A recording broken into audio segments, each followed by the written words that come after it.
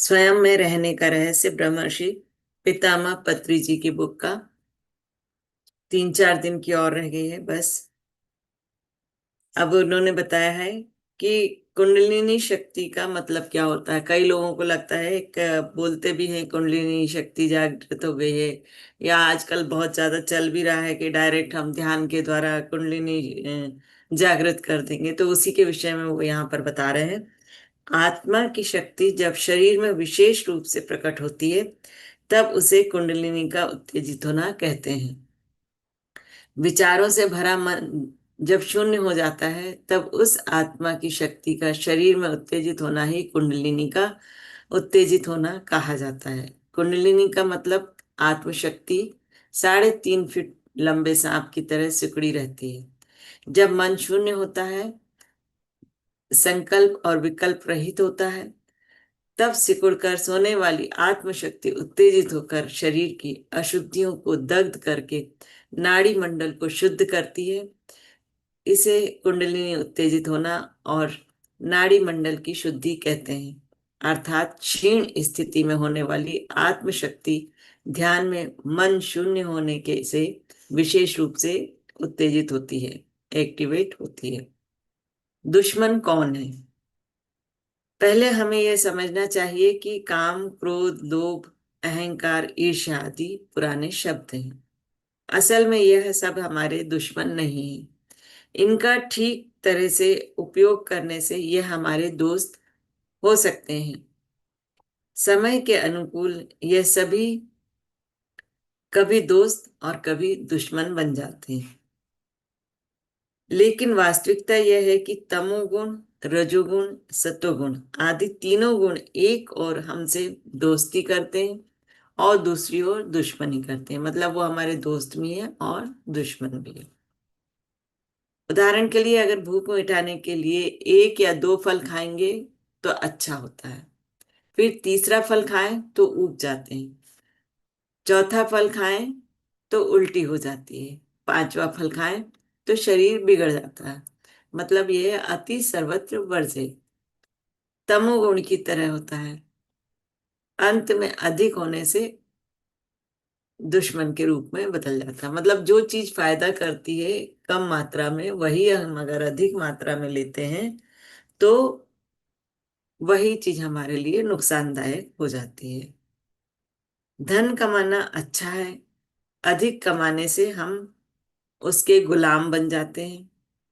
अतः अधिक होने से लोभ, मोह, अहंकार, घमंड आदि हमारे दुश्मन बन जाते हैं। लेकिन वह सहज में दुश्मन नहीं है। लेकिन कुछ लोगों के लिए आवश्यक है और कुछ लोगों के लिए अनावश्यक है, ये उन्होंने बताया है। ध्यान के अनुभव के बारे में बताते हैं विश्लेषण। जब हम ध्यान में रहते हैं, तब हमें कुछ अनुभव होते हैं। उनको अनावश्यक ना समझें। अनुभव के लिए ही ध्यान है।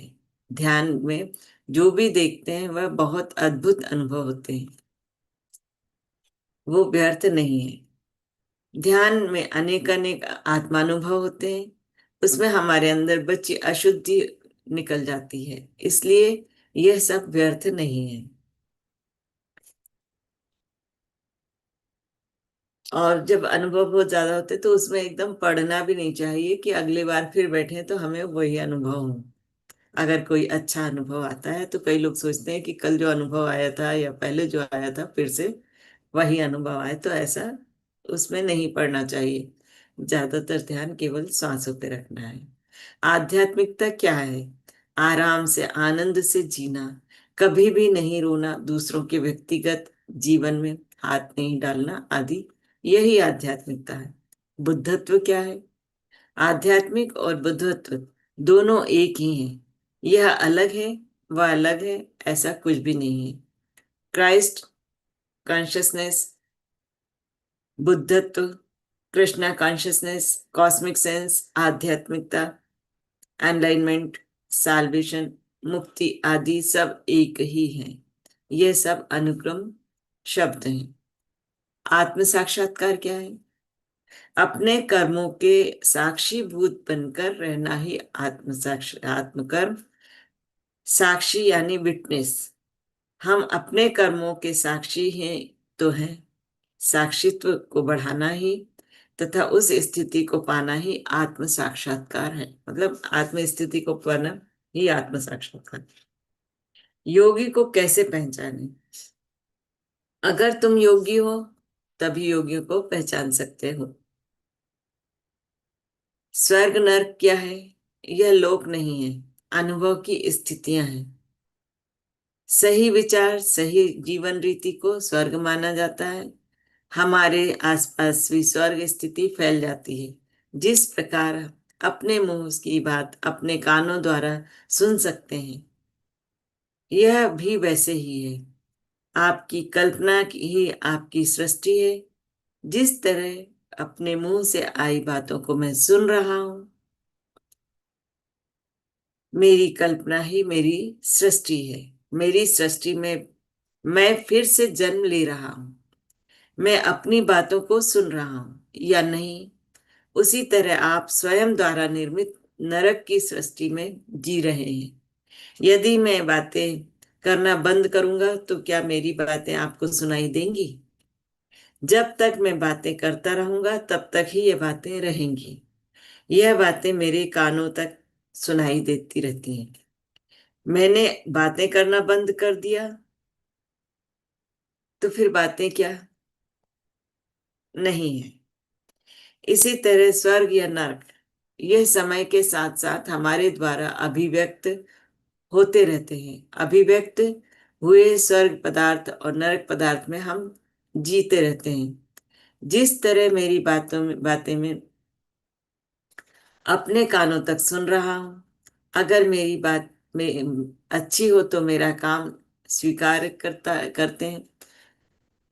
मेरी बात अच्छी नहीं तो मेरा कान अस्वीकार करते हैं। इसी को विश्वनाथ सत्यनारायण ने कहा है कि यदि हम अच्छी तरह से बोल नहीं पाएंगे तो माया तुम्हें देखकर हंस पड़ती है। समझिए, मैं एक संगीतज्ञ हूँ। मैं एक गाना गा रहा हूँ।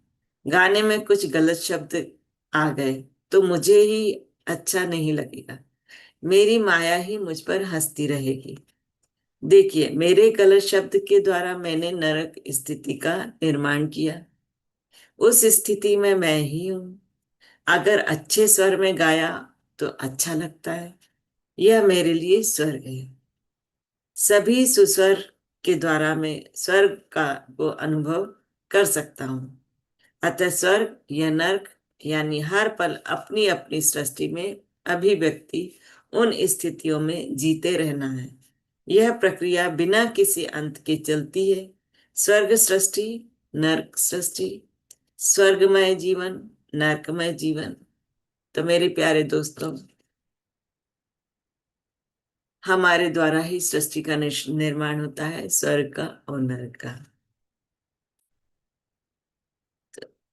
तो हम अपने स्वाध्याय को यहाँ पर रोकते हैं।